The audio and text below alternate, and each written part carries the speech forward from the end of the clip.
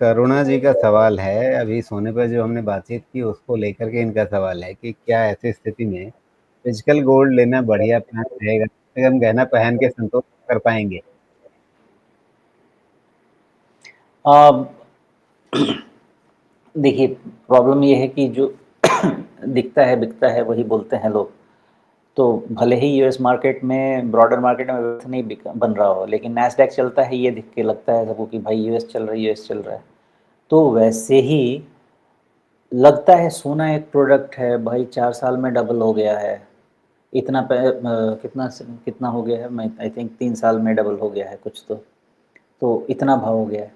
अरे भाई साहब, 3 साल में कितने स्टॉक 3-4 टाइम हो गए, कोई उसको तो बोल लो एक बार आके। लेकिन सोने की बात होगी, वही है कि जो दिखता है या हम जो देखना चाहते हैं वही लोग दिखाते हैं, है ना।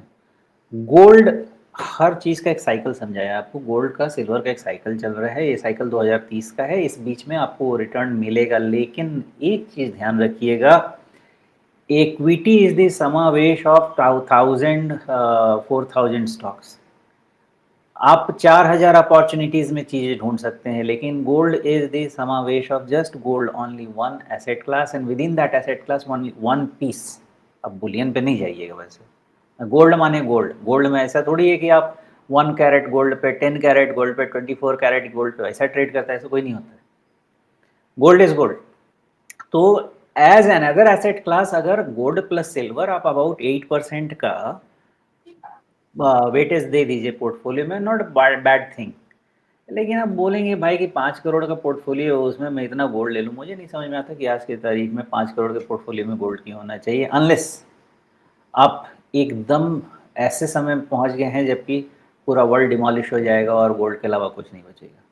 हाँ, अगर 20-25 करोड़ का पोर्टफोलियो है, डाइवर्सिफाई कीजिए, कोई दिक्कत नहीं है।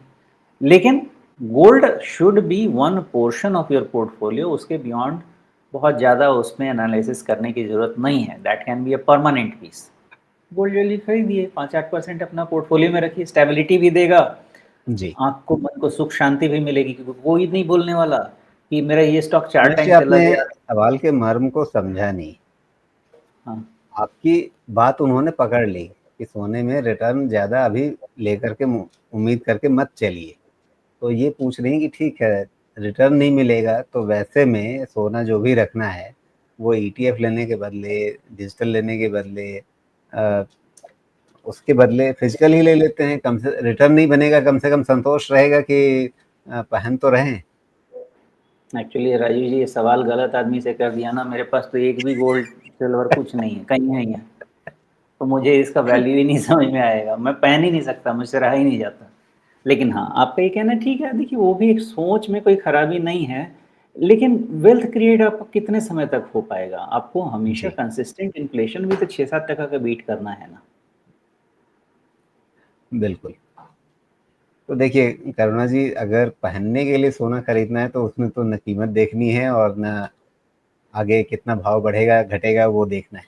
पहनने का मन है और उसमें खरीदना है तो फिर वहाँ पे हम जैसे लोग कुछ नहीं बोल सकते। और मैं तो कुछ भी नहीं बोल सकता, मेरे पास है ही नहीं। जी।